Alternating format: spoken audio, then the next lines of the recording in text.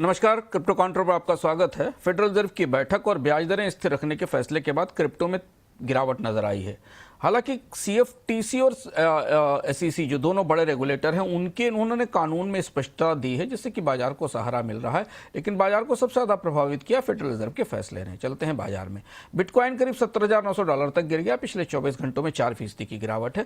Fade ने rate hold किया है, लेकिन पावेल के बयान के बाद बिटकॉइन में तेज गिरावट आई। 74-75 हजार से सीधे 70 हजार तक फिसल गया। इतिहास दोहराया गया। अब तक ऐसा हुआ है कि 9 में से 8 बार एफओएमसी की मीटिंग के बाद बिटकॉइन में गिरावट आई है। इथेरियम में भी तेज गिरावट दिखाई दे रही है। करीब $2,191 पर 6% की गिरावट है। बिटकॉइन से ज्यादा कमजोर हुआ है इथेरियम, क्योंकि यहाँ रिस्क एसेट्स के तौर पर इथेरियम की रैंकिंग थोड़ी ऊंची है। सोलाना और एक्सआरपी भी दबाव में है। सोलाना करीब $90 से नीचे है और 4.5% की गिरावट दिखा रहा है। एक्सआरपी $1.46 पर है। करीब लगभग 4% की गिरावट है। पूरे आल्टकॉइन मार्केट में एफओएमसी की बैठक के बाद हमें कमजोरी दिखाई दी।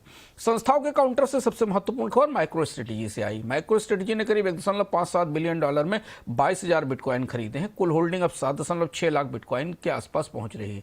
यह संकेत है कि संस्थागत भरोसा अभी भी मौजूद है और गिरावट पर खरीदारी आ रही है।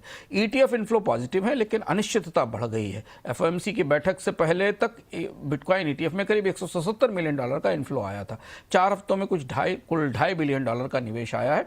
लेकिन एक्सपर्ट मान रहे हैं कि ट्रेंड अभी स्थिर नहीं है। युद्ध और स्टेफ्लेशन के खतरे के कारण बड़े निवेशकों के नजरिए में बदलाव आ सकता है।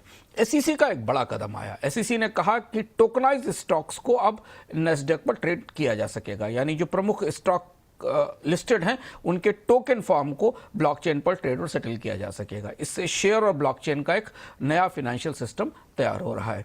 क्रिप्टो एक्सचेंज कार्केन ने अपना आईपीओ कैंसिल कर दिया है। बाजार कमजोर है और गिरती वैल्यूएशन इसकी वजह है। लंबे समय बाद किसी इस तरीके की के एक्सचेंज के आईपीओ को लेकर इस तरीके की नकारात्मक खबर आई है।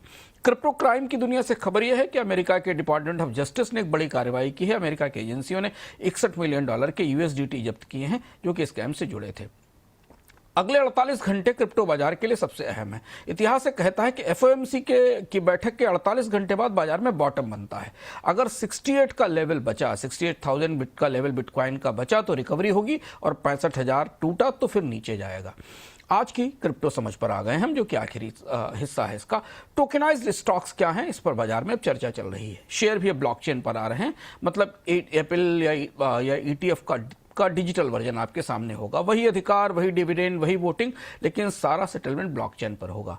इस समय महत्वपूर्ण यह है कि इसको रेगुलेटरी मंजूरी मिल गई है। आने वाले दिनों में ट्रेडिंग सिस्टम बदल सकता है और भविष्य में 24 घंटे 7 दिन का स्टॉक मार्केट तैयार हो सकता है। एक बार स्टॉक्स में टोकेनाइजेशन का प्रयोग हो जाने के बाद इसे बाकी एसेट्स में ले जाया जा सकेगा। आपको पता होगा कि बॉन्ड्स में, अमेरिकी बॉन्ड्स के टोकेनाइज्ड फॉर्म में ट्रेडिंग पहले से चल रही है। क्रिप्टो काउंटर में आज इतना ही। कल फिर लौटेंगे अपडेट्स के साथ।